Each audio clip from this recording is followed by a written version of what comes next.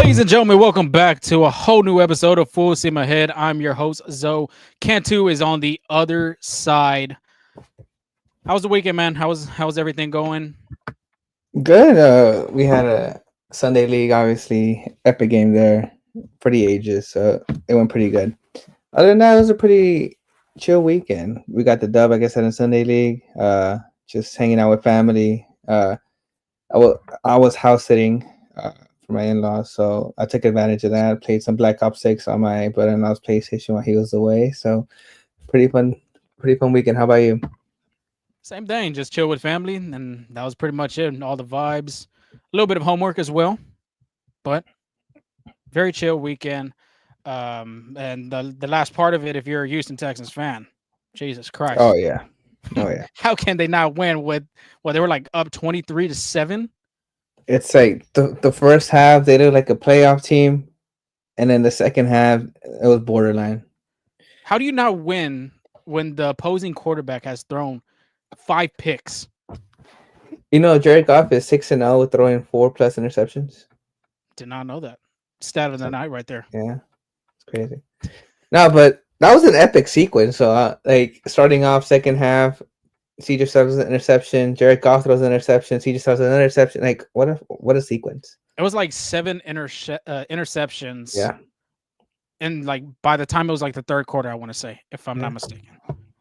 No, So at the end of the third quarter, I mean. I was at the end. Okay, well, Yeah. shit, that's still not a good stat line. 7 interceptions, and the funny part is that NBC threw like that graphic, compared the two quarterbacks, and one has like 5, and the other one has like 2. Yeah. Each of them had a touchdown. But yeah, I think for the Texans themselves, not having Nico Collins there Yeah. hurts. I think a lot, especially for CJ. Absolutely. Absolutely, because like there's not enough playmakers. I mean, shout out to Menchie on that end. You know, game of his life, like his best game so far. But Tank Dell couldn't do everything. Uh, they need some security blanket. 9-2, they were gonna run the entire time. That's what Joe Mixon couldn't get going. So just need some more playmakers. Yeah, the run game was just absolutely stopped by the Lions. Lions did a Although, really good job. yeah, Lions did a really good job stopping the run.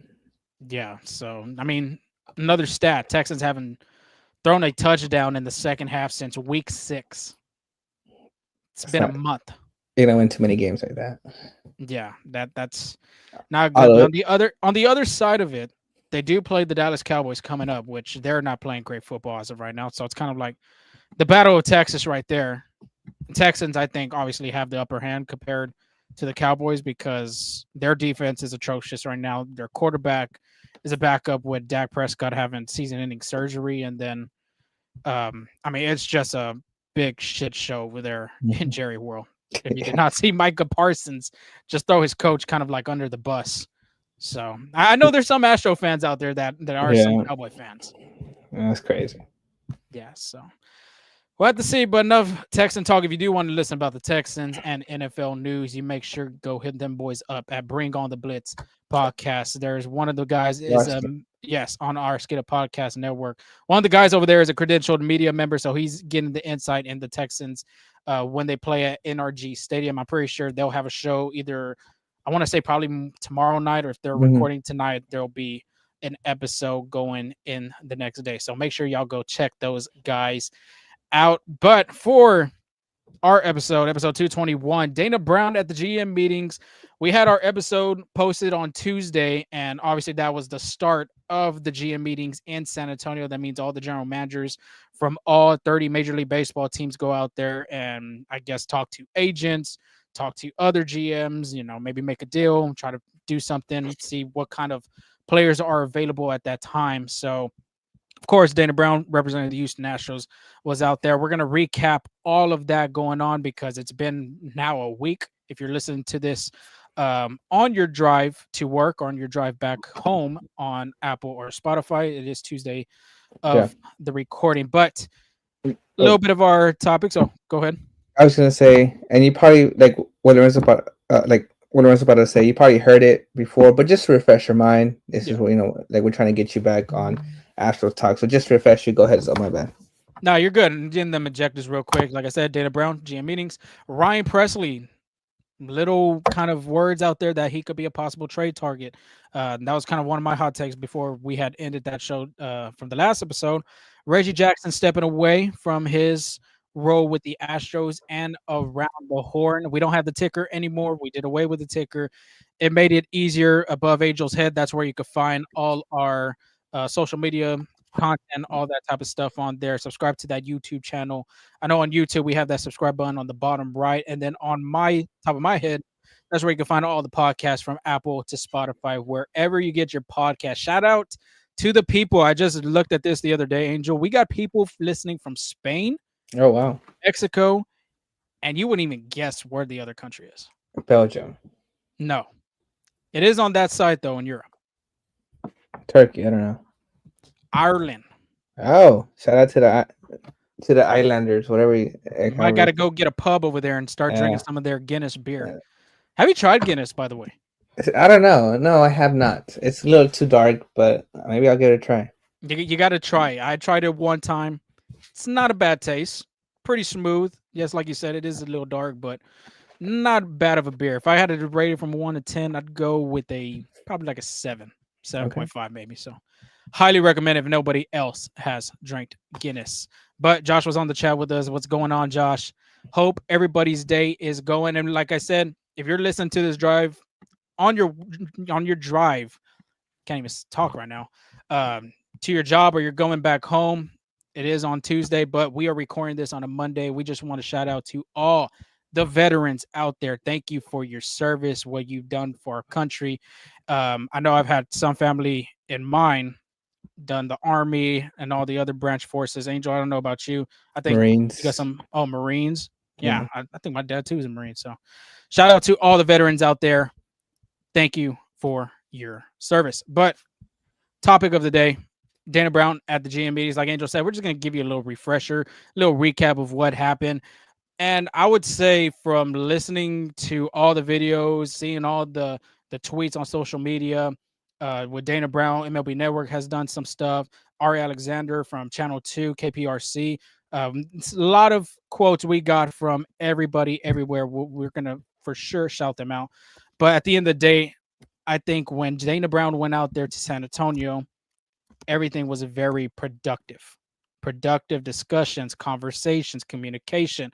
Of course, with a lot with Scott Boras being the number one baseball agent, I guess you can say, for MLB players. And we're going to start off with Alex Bregman because Scott Boras is representing Alex Bregman as his agent. And then we're looking at Ari Alexander's video. If you haven't seen his stuff, it's going to be on X. Of course, you could go to KPRC too. I'm pretty sure they got the stuff on there as well. He's a reporter for sports for KPRC too. But a quote from Dana Brown on the video, he said, quote, "We've had a lot of discussions with Scott Boras, multiple conversations. They've been productive and we're hoping good things will happen." Somebody had asked too if they feel like they have a decent chance, meaning the Astros have a decent chance of getting Bregman. And then this is what Brown had to say, quote, "We feel like we have a really good chance." Just to continue on the Bregman talk, another video from Ari. This is what Dana Brown had said. And we kind of were thinking about, okay, well, what's going to be the priority for the Astros heading into this offseason? We said starting pitching. Is it going to be relieving? Is it going to be first base? Well, Dana Brown, this is what he said. The biggest priority is third base. Without a doubt, we would love to have Alex Bregman back. I mean, it's our biggest priority. And then to last it to, well, we got two more of Alex Bregman. MLB Network with John Morosi had asked Dana Brown about the whole situation with Alex Bregman, as if he's thinking about having him come back and what's the discussions with him going on. Quote, "Alex has been great for this organization. We love for him to stay here. We feel like there's a good chance we're going to get something done." And so the conversations are back and forth with Scott and have been quite interesting. We're optimistic. And last but not least, per Bob Nightingale, this was kind of out of the blue for me. I did not see this coming. On his article, he had said, quote, "Has received interest from several teams asking whether he'd be willing to move to second base, which he is amenable to doing," Scott Boras said, end quote of Bob Nightingale's article. So, Angel, I don't know where you want to start. Do we want to start on this second base talk? Because, I mean, and let's go with that. I did not see Alex Bregman going to second base. There's just no way. I think that's more of trying to trying to have a little play with words. I don't see Alex Bregman playing second base, but it's always good to know your options, right? So, for example, say this season give you a lot more to play second base, yet you could, spring training happens, someone steps up, you could always move back to third base. So I think it's just to keep his options a little bit more available and not just be limited to teams that need third basemen, more like, around the horn there. But can I talk? Did you want to say anything about second base, or can I talk about the whole Alex Bregman situation? Real quick on second base, yeah, there's just no way. I mean, he is a shortstop. He has Yeah. familiarity being in the middle infield, but after transitioning to third base for what 8+ years now, Mhm. yeah, I just do not see him going to second base. And like you were saying, maybe he's just playing with the words, maybe trying to see what the bargain is. A lot of teams are obviously going to look at Bregman as a third baseman, but if they could expand on him, because we've seen a lot of players from the past baseball winter meetings, they said the same thing. They're willing to play shortstop if they're a third baseman. Like Correa, for instance. Correa was a shortstop, and the Mets were going to put him at third with Francisco Lindor. So I just don't see it happening at second base. Let's just put that all to rest. Alex Bregman is a free agent third baseman. Absolutely. And the Astros saying that third base is their top priority, it makes sense. Mm-hmm. I know offensively, I feel like offensively, the needs are going to be the corners, third base and first base. However, it makes sense prioritizing third base because you really don't have that many options. So at the top of the class for third baseman free agents, it's Alex Bregman. That's it. Since Matt Chapman signed his extension with the Giants, he's gone, right? So it's Alex Bregman. After that, what does that leave you with? Paul DeJong, Brandon Drury, Kyle Farmer, Kike Hernandez, Jose Iglesias, who's 35, Ahmed Rosario, Donovan Solano, who's 37, Gio Urshela, Brian Anderson, JD Davis, Jace Peterson, Miguel Sano, Nick Senzel. Yeah. If you're the Like, Astros, you are not signing none of them guys. I'll be honest yeah, with you. yeah. I'll be honest with you. Nothing, So nothing against them. They've had their prime and everything like they're that. still But they're still professional players. not just that, but they're in their mid 30s. I And think the that Astros have already experimented with the guy in their mid 30s, reminding people it was Jose Abreu, first yeah, base. yeah. The youngest one out of that list was Ahmed Rosario, who's 29, but I think he hasn't been playing to his potential for recent years now. So you see, and this is where it's going to get tricky because you just saw, you know, the list of third baseman free agents. It'd be supply and demand. There's literally one elite third baseman. I don't want to say good because all those players are great. They're good. One elite third baseman, and that's gonna be Alex Bregman. So a lot of teams that need third baseman are gonna be, talking, trying to make something done because there isn't that much option. Now, if the Astros do sign Alex Bregman, that takes away Pete Alonso. Honestly, I don't think they signed Pete Yeah. Alonso for the corner. However, you have options you can play with. You have Christian Walker, Paul Goldschmidt, Carlos Santana, Justin Turner, who's 40. You could also have Josh Bell, Mark Hanna play a little bit first base, Roddy Tellez, Gary Cooper, J.D. Davis, right? Yuli Gurriel, Dominic Smith, Jared Walsh. Those are guys that, okay, you can play, right? Remember, you still have John Singleton. You still have DeZenzo who can play first base too. So it's like you can live with that, but I feel like you can't live with losing Alex Bregman and having one of those guys replace. Yeah, the main priority, like we've already mentioned, I've already had said, is going to be Alex Bregman, third base. And you've already announced the free agents, but if we look at the farm system, I don't, no offense to Shea Whitcomb, but that last game when the Bregman departed mid inning and Whitcomb went in there to substitute, I think he had like 3 or 4 errors. I don't think he's ready at that level yet to come into the big leagues. He could be a backup. Like he could be a great Kessinger, what he was this past season, but I just don't see Shea Whitcomb stepping up Yeah, into that third base role if the Astros decide to move on from Alex Bregman. And I had mentioned this before. Bryce Matthews, I don't think he's still ready to come at the big league level. He didn't play really too well in the AAA. Right now, he's in the baseball. Which one? Puerto Rico Winter League, playing for San Juan. nice. So him and Zach DeZenzo is out there, including Jose Abreu. Jose Abreu is also Okay. trying to get back on track to get there, but I don't see Bryce Matthews being there yet. Yeah. I doubt the Astros look at a via trade option. I mean, it could possibly happen, but what do you have to give? The Astros the farm system is not the best. It's like which is crazy because they won the league. 28 or 29 in Major League Baseball right now.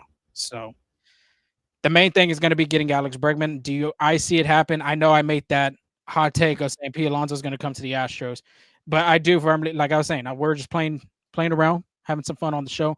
But in my mind, in my opinion, I do think the Astros are going to be very aggressive, trying to get Alex Bregman to get him back into an Astros uniform, and it makes sense. Honestly, it makes Yeah. sense because you would rather put your biggest priority, like he was saying, put everything going at Alex Bregman, then you could secure third base and you could play with first base. Like we mentioned in the last episode, you could plug in Zach DeZenzo. Maybe he has a good season coming into spring training and then maybe makes the opening day roster. Or, like Angel was saying, with the first baseman options, a Christian Walker is out there. Like he said, mentioned before, Pete Alonso is going to be a no go if they do sign Bregman. The one guy I really like for the Astros to look a little bit more on is not Christian Walker, Carlos Santana. 38 years old. Yes, we already mentioned they already done that with Jose Abreu. But Santana, if you look at his WAR compared from all major league first basemen this past season, winning a Gold Glove as well, I think his WAR was like 3.1 or 3.2. It was tied for fifth in the league with another free agent, Christian Walker. But the thing Okay. with Santana is he's going to be looking for a 3 to 4 year deal, and I do not think the Astros would give a guy that's 38 years old a 3 to 4 year deal unless there are some options via club or player. Now, just to kind of mess around here, stir something. If you don't sign Alex Bregman, like you said, we have Wickham or Bryce Matthews. We have to deal with the growing pains there. Like they're not going to be perfect, right? It happens. Like they're going to be rookies. They're going to have splashes of greatness, splashes where you're questioning, yourself why why the Astros doing it. Mm-hmm. However, if you do sign Alex Bregman, if they do, it's gonna be a long term deal. So maybe 6, 7, 8 years. You have Jeremy Pena, and you have Jose Altuve locked in at second base. Mm-hmm. What do you do with Bryce Matthews? Does he become a trade piece? Because he's kind of blocked off. Like the only you got a good point. I think he would become a trade option. Uh-huh. Because Jeremy Pena still has, I think, 5 more years of arbitration. Mm-hmm. And Bryce Matthews is a young kid, but he ain't going to be in that farm system for so long. Yeah. Especially that he already made AAA this past 24 season. Yeah. So unless you turn him into an outfielder or he learns how to play first base, because honestly, he's blocked. Yeah, that's going to be a tough decision if the Astros do. If you're the Astros, do you waste your money on Alex Bregman, or do you deal with the growing pains of Bryce Matthews or Jay Wickham? I think you go and you lock Bregman. I think you have to. Yeah. Besides the baseball accolades and all that and being on the field, he is a leader in the clubhouse. And that was the biggest thing this past season had helped Hunter Brown develop that the starter he has become in this rotation. He ain't no 3 or 4 guy no more. He is like the number 1 or number 2 guy in this Astros starting rotation. Why? Because Alex Bregman had helped him. Bregman this guy has a high baseball IQ, man. Like he is a leader for a reason, not just in the clubhouse, but being on the field as well. Yes, he might not be vocal outside looking, through the interviews and looking on TV whenever they're playing, but personnel wise, looking in the clubhouse, the guy has a vocal piece and everybody listens. And you've heard Jeremy Pena, you've heard Hunter Brown at the end of the season saying, nah, we don't want to lock him. We do not want him to go to another team. And Jose Altuve being the more likely first ballot Hall of Famer, Astros, he's going to be the number 1 Astros great whenever his time comes to retire. Having him speak up and say Bregman needs to stay and I will do anything to try to figure out how we can keep him in, that says a lot high about Alex Bregman. However, again, just I guess to get the audience thinking a little bit. Mm-hmm. I'm being honest, it could happen, but I don't see Alex Bregman returning to his 2019 self. His Oh yeah, 2019 self, no.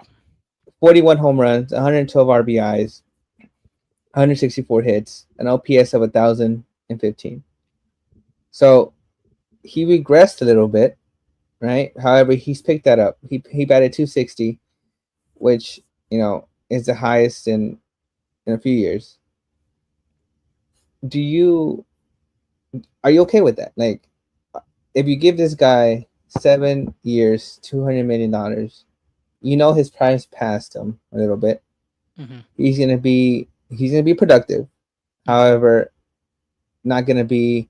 He still could be an all-star, but not gonna be like MVP type caliber. Do you deal with that? Yeah, I think you still deal with it. He's the Okay. best. Like I said, he's the best third baseman on the market right now. Yeah. And I don't know who else is going to be a free agent. If you think about the guys that are really good and elite third basemen in this league, Rafael Devers already signed a long-term contract extension with the Red Sox. Cleveland Guardians third baseman Jose Ramirez, the same thing, locked him down. If I could think of another one, I mean, Nolan Arenado was another guy with the Cardinals, but it looks like they might be trading him away. So getting a guy like that locked down for the rest of, like, quote unquote Astro for life, as people would say, I think you do bite the bullet. And yes, like you said, he ain't going to be a 2018, 2019 Alex Bregman. He's not going to be the second MVP runner up of the American League. But what he's going to give you, he's going to give you quality at bats. Yes, the walk rate wasn't the best this past season. The strikeout rate was a little high than normal for him. But like I said, quality at bats is still going to be there. Like, looking at it right now, actually, 44 walks, 86 strikeouts Mm-hmm. ratio. The most strikeouts Bregman has ever gotten out is in 2017, 97 strikeouts. And that was his second year in the league, first full season with the Astros. So this guy, 23 home runs, 93 RBIs, 2022. 25 home runs, 98 RBIs in 23. And this past season, 26 home runs, 75 RBIs in 24. So yeah, he's not going to give you the 40 plus, 30 plus home runs, but he's going to give you, I'd say, 20 to 25 home runs. And the RBI production, it depends on where the Astros place him in the lineup.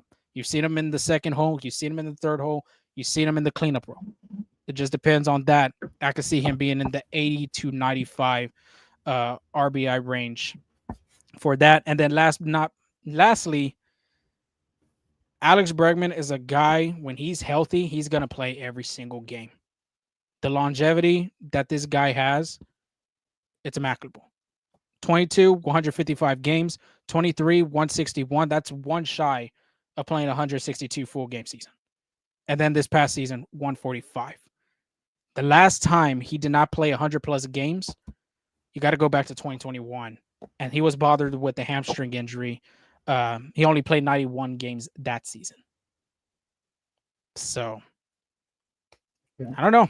I mean, to me, you got to go get Bregman.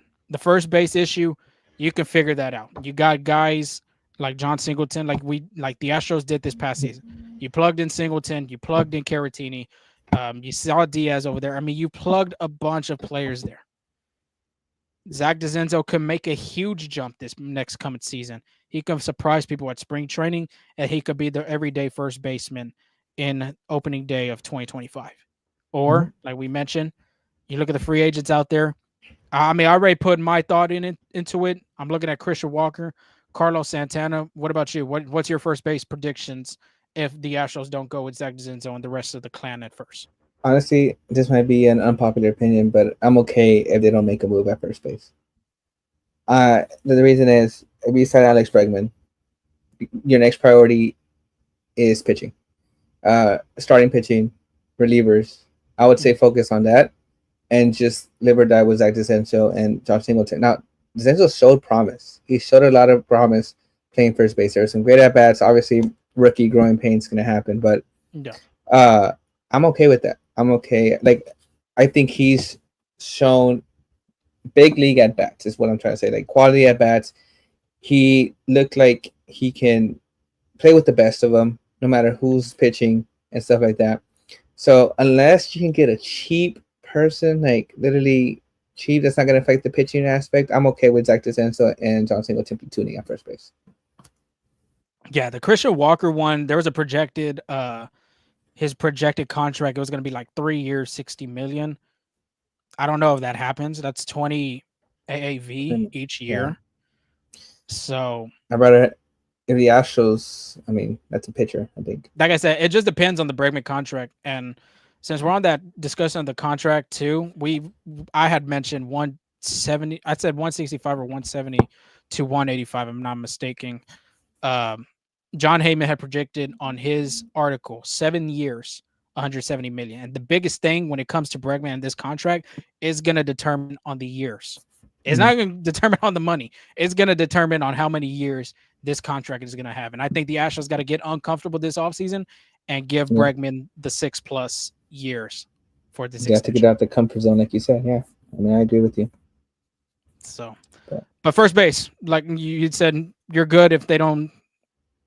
as long as as long as they secure Alex Bregman and beef up the starting pitching, I'm okay.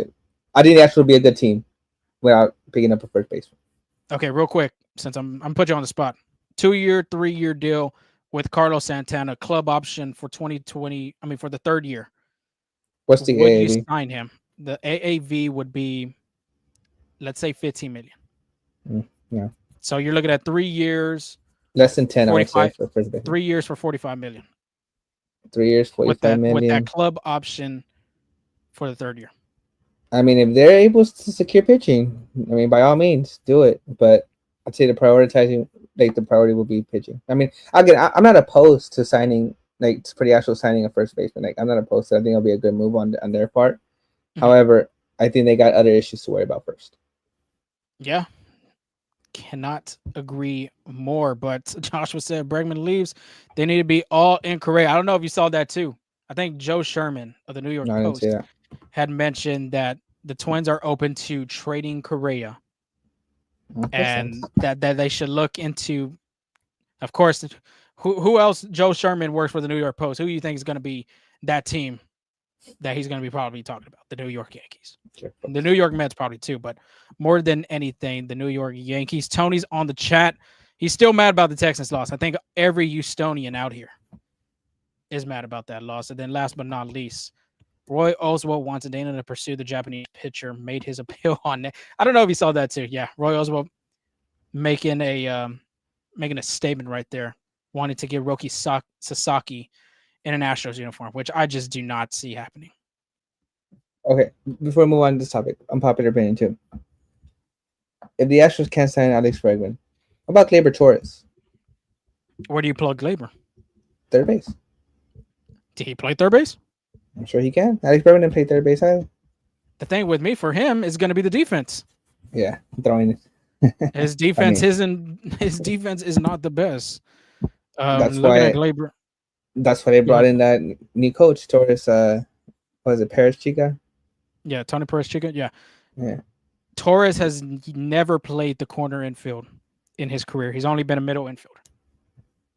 Again, there's guys that played middle infield the entire life and learn how to play third base. That's what the off season's for. Last but not least, unpopular opinion, like you were talking about. What happens if they said, Jeremy Pena, you want to move to third base? Maybe we get Bryce Matthews at short. I don't think he'll get with that. Yeah, I don't think so either. Having some Like, fun on this Monday night. yeah. Can you click the Joshua Petrash? He's a shortstop. A comment. It's not editing. I was just want to say Alex Bregman was a shortstop too. That's true. Carlos Correa was. Alex Rodriguez was a shortstop. Carlos Pena. I mean, Carlos Correa was open to move to I'm about third to base say too. Carlos Pena. Carlos Correa was open to move to third base too. Like, yeah, it might feel a little different, but they're ball players. I'm sure they played third base somewhere in little league, somewhere in high school. Like, however, the player himself has to feel comfortable moving. No, absolutely. Before. I don't think Jeremy Pena would be comfortable. I would say again, if the money's right, I think Gleyber Torres would be comfortable moving to third. I mean, Pena could. He's quick. Yeah. The hot corner, but I like him at short. He has a lot of range, and it showed his rookie year being the Gold Glover. Yeah. Moving on to Justin Verlander. This is another guy that, man, I just don't know. Per John Morosi, real quick, Astros GM Dana Brown will speak with Justin Verlander's agent about a possible free agent contract. For me personally, I just do not think the Astros should give a contract to Justin Verlander. I think that's 42 years old. I think the Astros did see that last part of the season when he did get hurt and then trying to recover, rehab right, and try to make a push into the rotation, into the playoffs and the postseason roster. Just didn't work out well for him in that second half. And I just don't think the Astros should. Maybe, Yeah. maybe if anything, a 1 year veteran minimum. But other than that, I just don't think the Astros should pursue Yeah. him. Like I like to say, if the price is right, do it. But again, I'd say there's other priorities for starting pitching.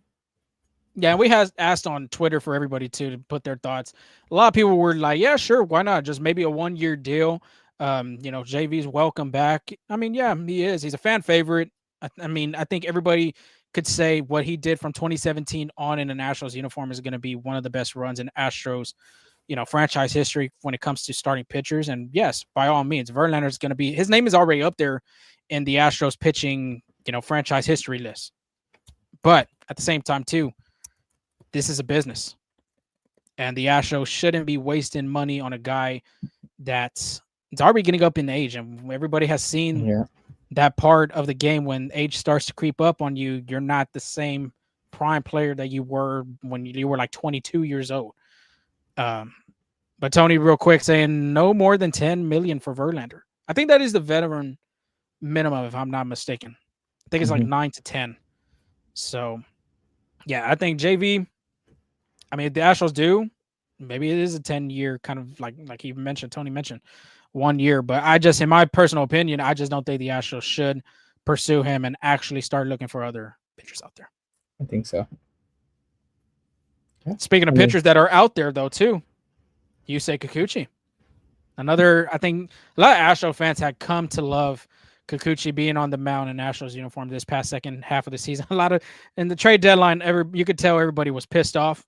Sub 4 ERA. Why the hell are we trading for this guy? Well, he kind of like told everybody to like shut up and let me pitch. And he made a difference in this second half of the Astros. I mean, what? He got his first loss in the last game of the season in his yeah. last start. Changeup was effective, did a lot really well with the Astros.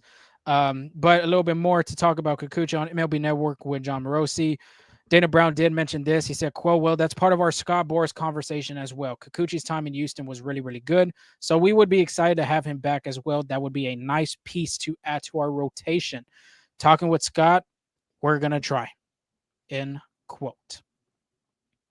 I do think the Astros try to pursue him. I think they give him a fair contract. I just don't think with the other suitors out there, meaning other teams that are looking for starting pitching, I don't think the Astros are going to beat them other teams just for the However, fact of Bregman. there is a lot to choose from too. Like this class, there's a lot of good free agents. Obviously, I'd say Corbin Burns is Blake Snell, Jack Flaherty, even Luis Max Severino, Fried. Max Fried too. I think those are all the top priorities. So maybe while teams are bidding out for those top guys, maybe Yusei Kikuchi could side to the Astros, right? On the other case, there's other players you could add. Like I'd say Yusei Kikuchi would be a great addition for the Astros. I mean, they saw a glimpse of the potential he has, but they're gonna have to add somebody else too. I would say maybe 1, 2, minimum 2 more starters. You say minimum of 2 starters. Yeah. I kind of I'm 50-50 with you on that actually. Okay. Because Jose Urquidy just Mhm. got outrighted. He's a free agent now. I don't think the Astros do make a push for him because obviously they outrighted him. But you still got guys coming back from injury. Last season, we already had saw that from the Astros with Luis Garcia and Lance McCullers. More than likely, Christian Javier ain't going to be ready till All-Star break. More, you would think, but yeah, we don't know. JP Francis, another guy coming from rehab with a shoulder injury. And of course, Lance McCullers and Luis Garcia. We don't have no updates on them, but I'm pretty sure they're continuing their rehab process and trying to get back on track. healthy starters right now. Who are they? As in Astros, or we're talking about free agents? Astros. Ramon Valdez. There you go. Hunter Brown. Yeah. Ronel Blanco. Yeah. Spencer Evergetti. At 4. That's only 4. Yeah. Now there's a lot of question marks. Like they're losing Verlander, right? Mhm. Right now, as of right now, they don't have Verlander. They don't have Kikuchi. You saw a lot of question marks with the bullpen. Mhm. Christian Javier's rehabbing. Luis Garcia, like you said, we don't know much about him, so that's a question mark there. We don't know who will be ready. I'm gonna assume he is ready, right? Mhm. By spring training, I'm gonna assume that. Lance McCullers is a guy that I believe will not be ready for spring training. That's another guy that had so many setbacks. I think he's maybe pushing midseason for next year. I mean, I'm just speculating here. Could be Yeah. wrong, but that's just what I'm seeing. And then you have, like you said, JP France. There's the question marks there.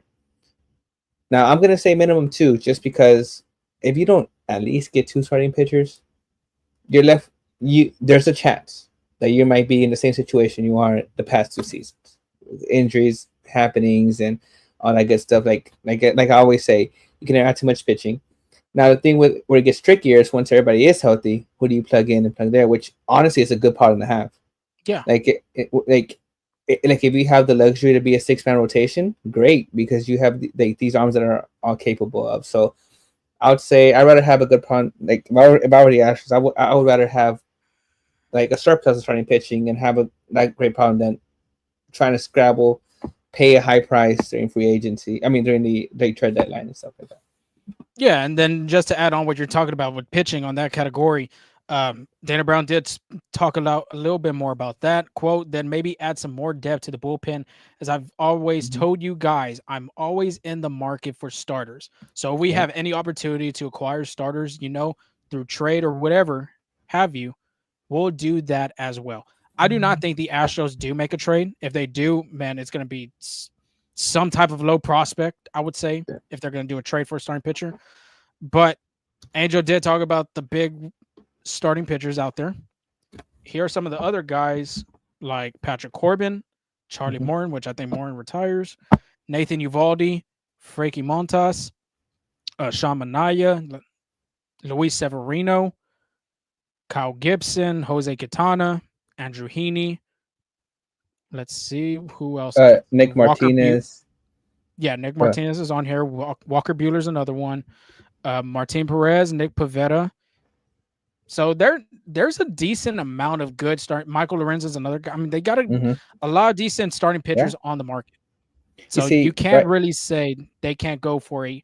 They're obviously, like Angel had said, they're not going to go for like Corbin Burns type of Yeah. starting pitchers, like ace pitchers, I would say. You, But they could the go get Astros the guys that are like 2 to 4 in a starting rotation.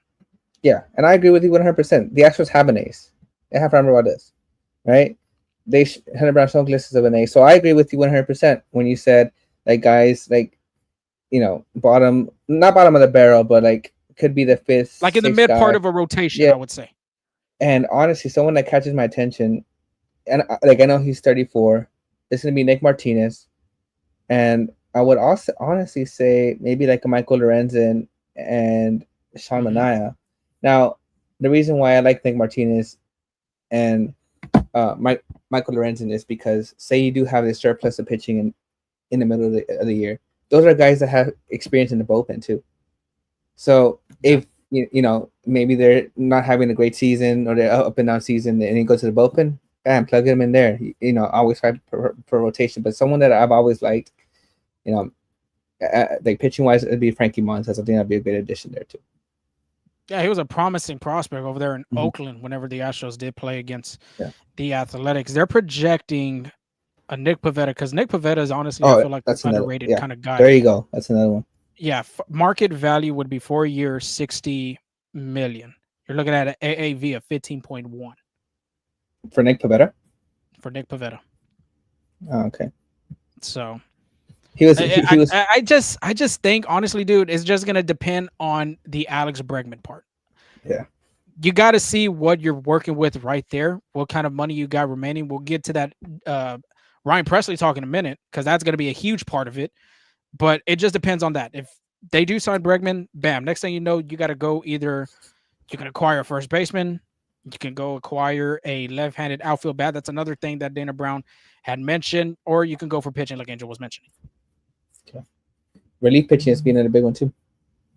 Yeah, but last but not least, on the other positions from Dana Brown from the GM meetings, in Ari Alexander's video, like we said, go to KPRC2, and Ari had put like a bunch of videos and stuff like that on there. So there's another quote from Dana Brown. He said, "Quote: Then if we could do something to firm up production at first base, and get some help in the outfield, maybe with a nice left-hand bat to work out with Myers and McCormick, I mean that would be good as well." To me, there's a lot of situation. There's a lot of scenarios. There's a lot of ways you can try to plug around the outfield. You still got Jacob Melton that's out there. Pedro Leon's another one. Do you trade Pedro Leon? Do you trade? I don't think they trade Jacob Melton. I'm just saying that right now. But do you trade either Myers or McCormick? You already had heard on the quote right there. Maybe a left-handed outfield bat. I think you start with the prospects. I think so they got like Pedro Leon, who had a really great season. I think he's kind of blocked off right now. Like it's always at the Astros' favorite, McCormick and Jake Myers, which to their own right, I think they've earned that. They played well. However, guys like McCormick, does he have trade value? That's my thing. It's like you've seen glimpses of Chas McCormick being great, but then there are also a lot of spells that he's very inconsistent. So I would say start with, like, if they are going to make a trade, I think they start with the prospects when that's going to be like a guy like Pedro Leon, because I mean I can see them not trading Melton, but I think I could also see it them letting him go. Like if they were okay trading Joe Gilbert and Joey Luperfield and guys like that, then I would say Jacob Melton's not safe either. You have to think about too. Kyle Tucker's a free agent this next coming 2026 in free agency. Mm-hmm. And my opinion, I don't think Kyle Tucker stays in the Astros uniform. Okay. So now, again, just debating what you're saying. Mm-hmm. If Alex Bregman signs with the Astros, do you think Kyle Tucker comes back to Houston? However, now, if the Astros don't sign Alex Bregman, do you think that opens the chances to Kyle Tucker? Maybe, but I just don't see it. For some reason, this is my opinion. Like I said, I'm not saying that they're not. I just don't think they are gonna, give Kyle Tucker a contract extension, because Kyle Tucker knows what he's worth as well. 5-tool player.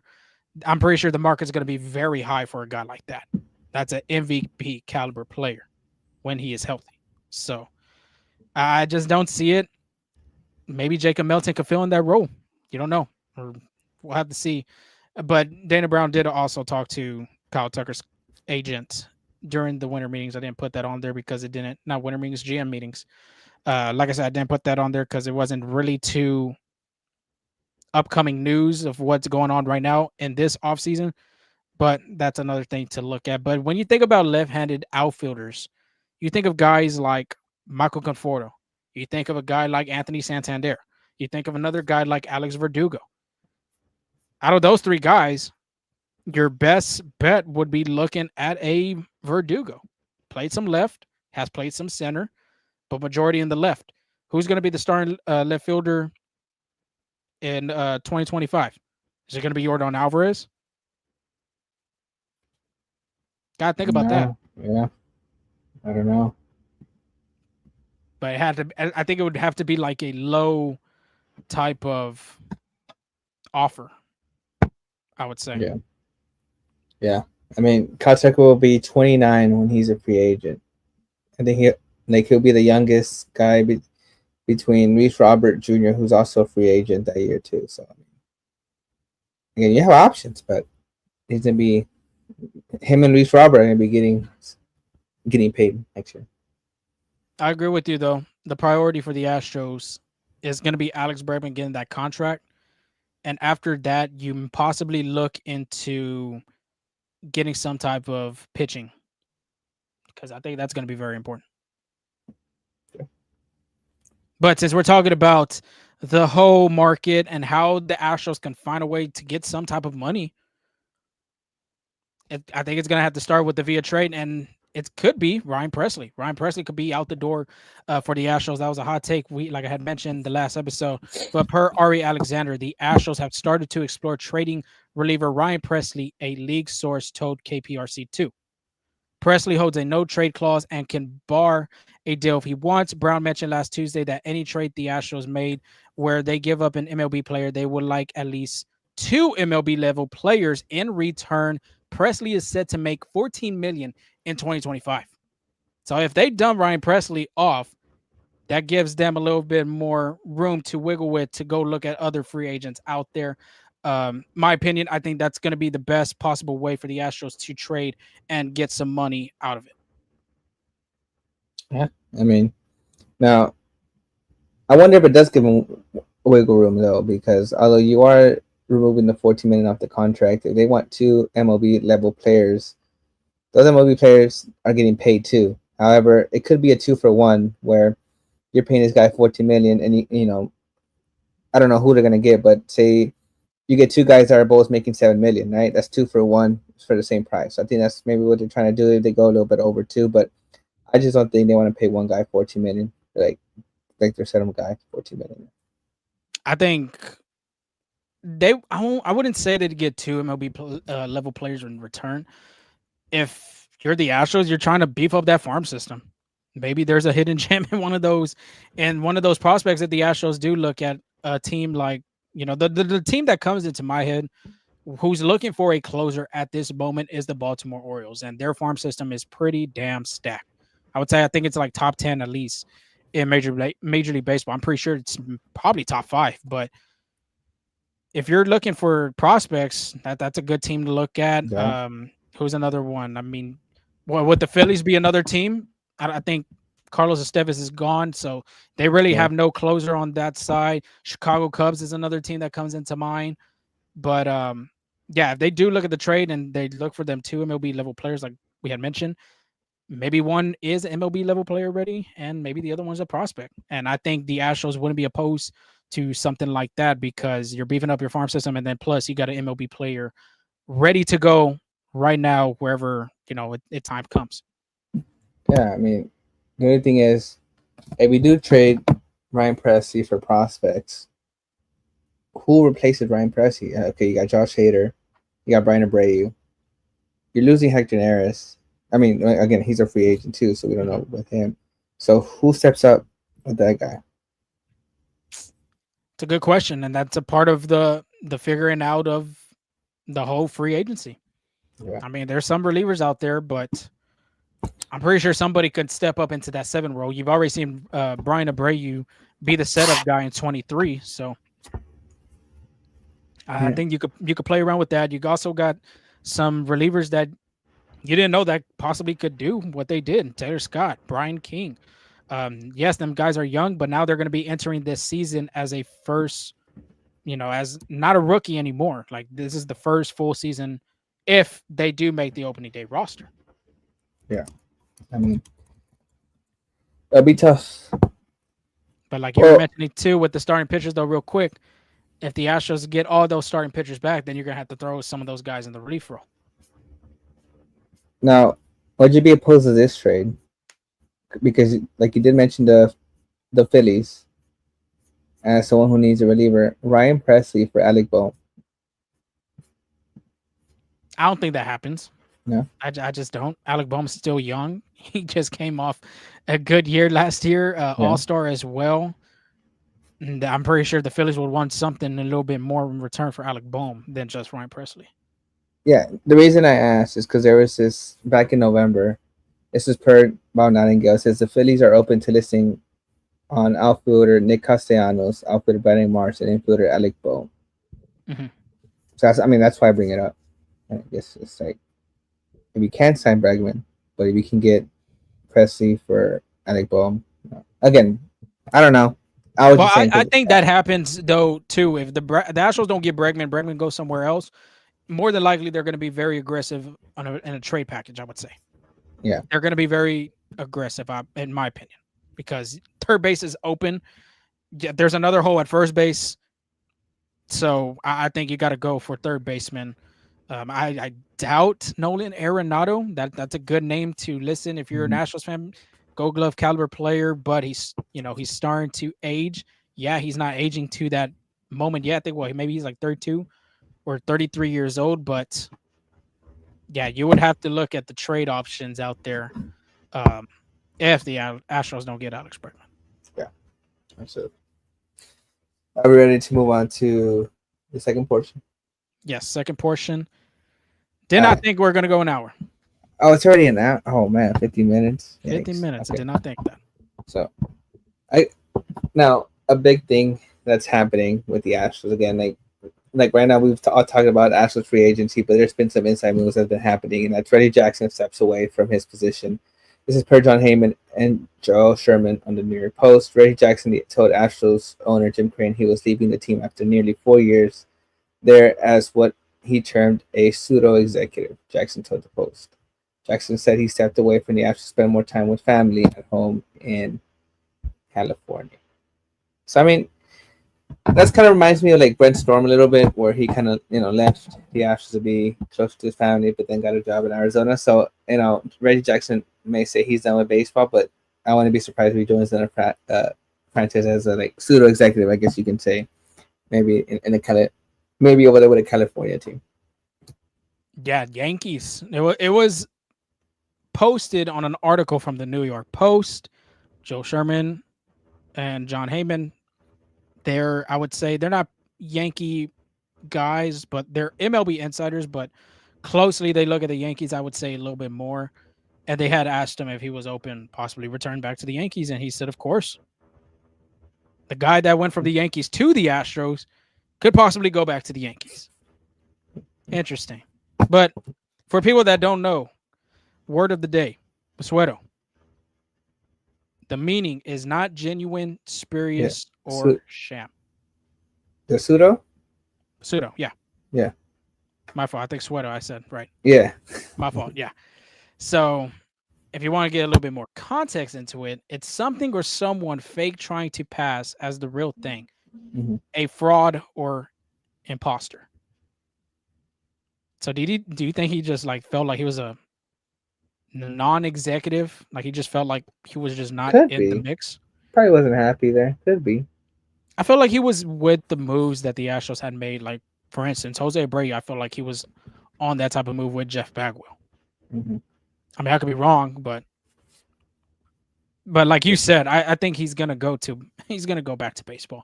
Yeah, He's gonna have that itch. he's Yes, he could step away for right now, but he's he's like a baseball head. I think he loves the game so much that it's just kind of hard to pull someone like away from it. So very very smart guy, has a bunch of wisdom, and I think Lorenzo and I both had the opportunity to like just have conversations. I know during like the TriStar and then obviously in the field as well. Very great guy too. Very nice in there. So he's not afraid to ask you the big questions. I remember you telling me a story where you said you watched the documentary, and then he asked you, "All right, what was your favorite part?" Kind of quizzing you to see if you actually watched it. mhm. So very Very great guy. knowledgeable of the game. But yeah, like Mhm. you were mentioning too, baseball head. He's always by the Astros cage whenever they're playing, when they're hitting BP on the field. Always talking to some of the players. I know Mauricio Dubon was one of them. Of course, talking to some other younger players, and then of course he'll go to the other side and see the visiting team. No, Bobby Witt's one. Paul Skeens is another. Um, he just loves this game so much. I just don't see him. Maybe he steps away just for a little, and then he comes back into some type of role, like Dusty Baker, for instance. Yeah. Yeah. I mean, I can see that. Now let's move on to the awards. I know we talked about um, some awards in the past last episode. So let's move on with that. We have like we finally have the finalists for MVP, Manager of the Year, Cy Young, Rookie of the Year, and stuff like that. MVP. Now, should I start with our projections in the beginning of the season, or should I just say it and then say our projections? What do you think? Go ahead and say projections. I think that'd All be right. probably the part. So for Rookie of the Year, I think you had Wyatt Langford. I had Evan Carter, both Rangers there. Cy Young winner, I think you had Pablo Lopez, and I had Mhm. Corbin Burns. Manager of the year, we both had a unanimous Joe Espada. MVP, you had Jordan Alvarez. I had Juan Soto.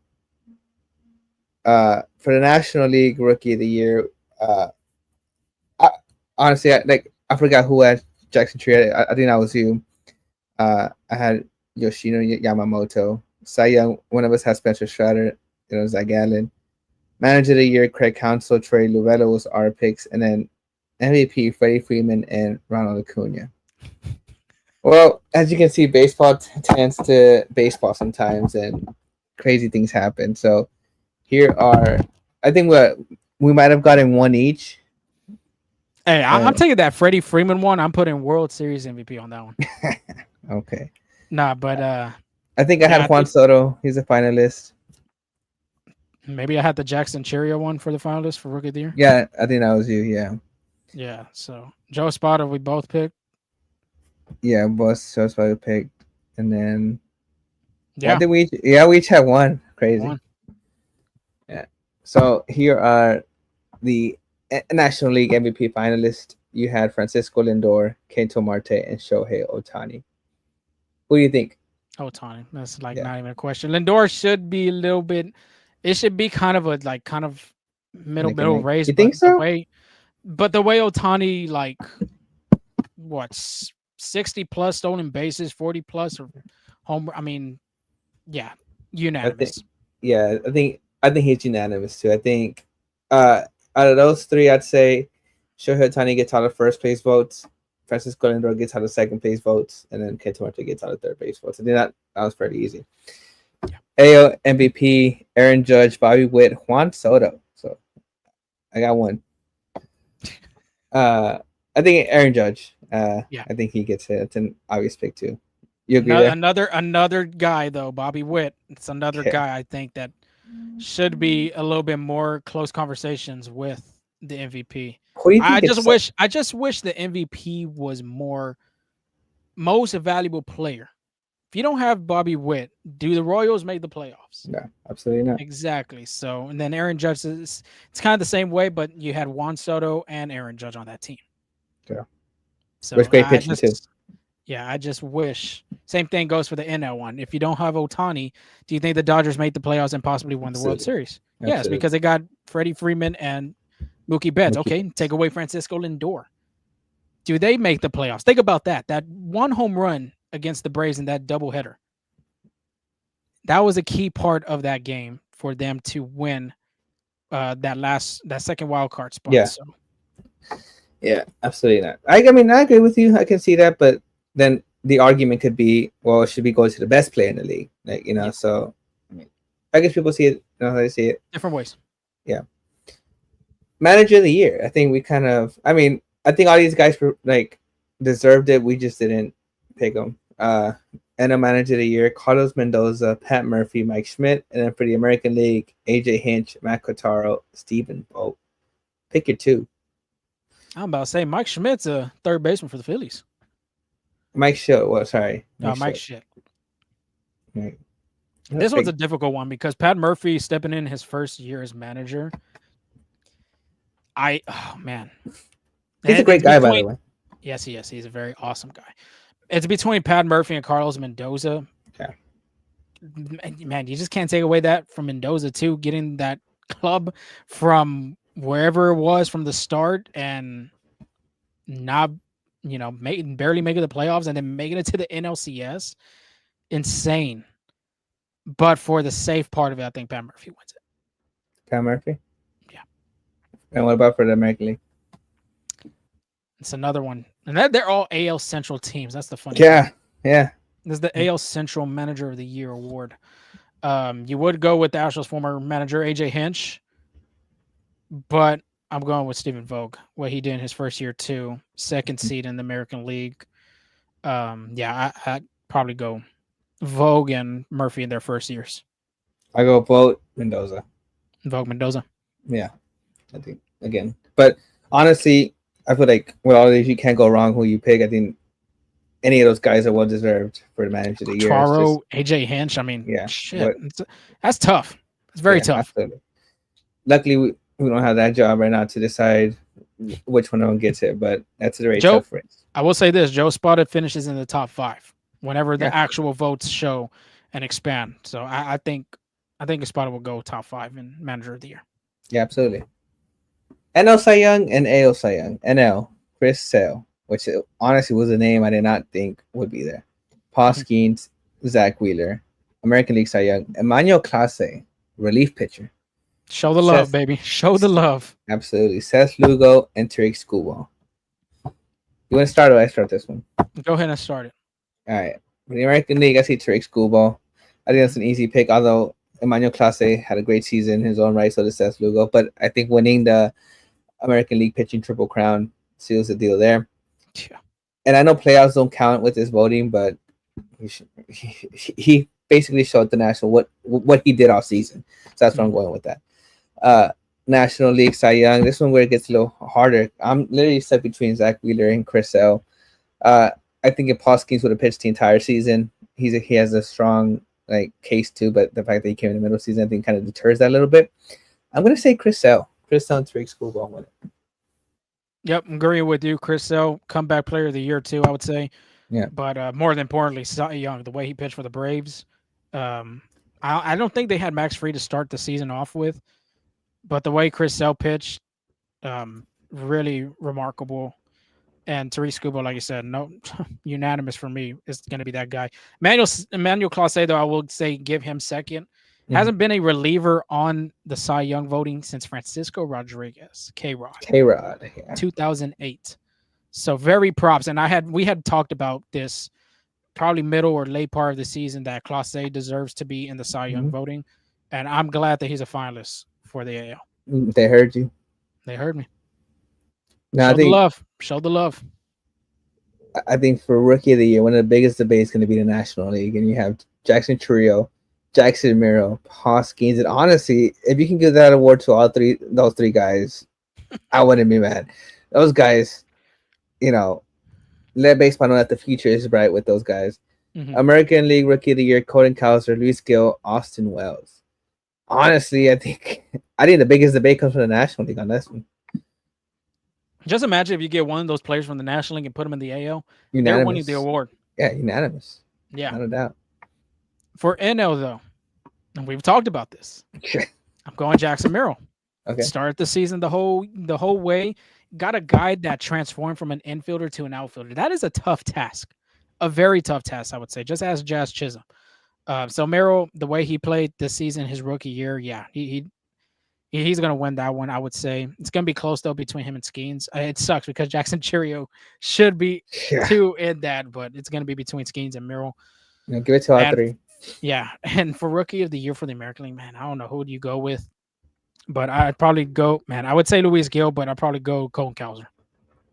Showed the Sam Houston State alum some love. Okay. I think for me, I'm going to start with American League Rookie of the Year. Okay.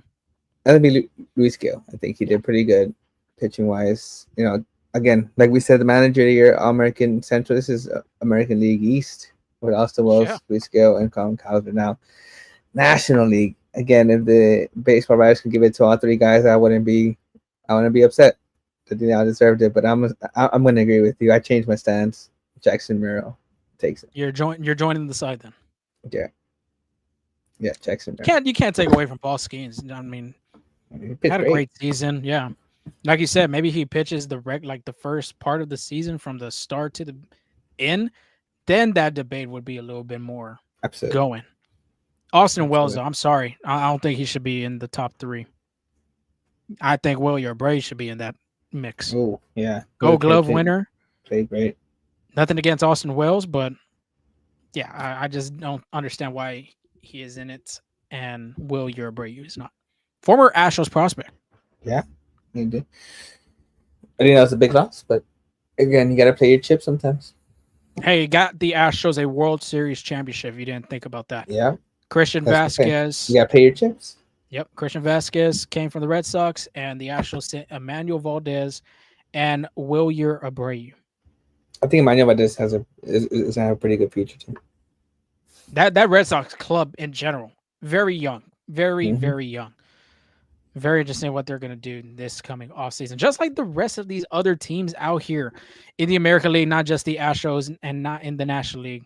Everybody is going to have a crazy offseason. But that is the end of our show. Like I said, I did not think it was going to be an hour, but we did recap the Dana Brown at the GM meetings. That was at San Antonio. The baseball winter meetings is going to be in next month in December at Dallas, Arlington, Fort Worth, whatever, Southern Oklahoma, whatever you want to call it, the city of Arlington. And stay tuned because our Skina will be there.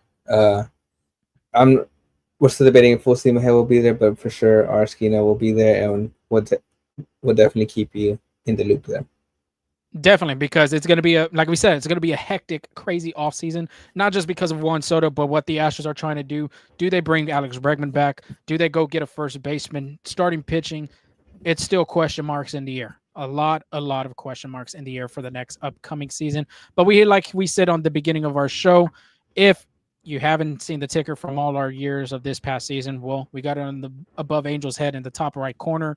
That's where you can find us on all the social media platforms. FSA Full Steam Ahead on Instagram, but from the other ones, Full Steam Ahead. Of course, hit that subscribe button for our YouTube channel. We are going to be having interviews once a month with different people from different Astros personnel. We might have a interview set up this week, maybe, so stay tuned. We'll have a different episode for that, but if not, maybe next week.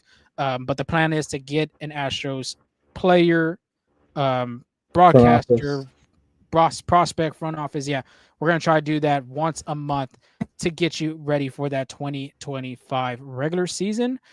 Angel, I think, did I miss anything else? Oh, podcast platforms, Apple, Spotify, wherever you get your podcasts, we are there.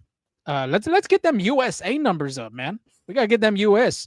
We are ranked in Spain, Mexico, and Ireland. So we love to get on the map of the United States of America. But Angel, I think I covered everything, if I'm not mistaken. Absolutely. No, you did.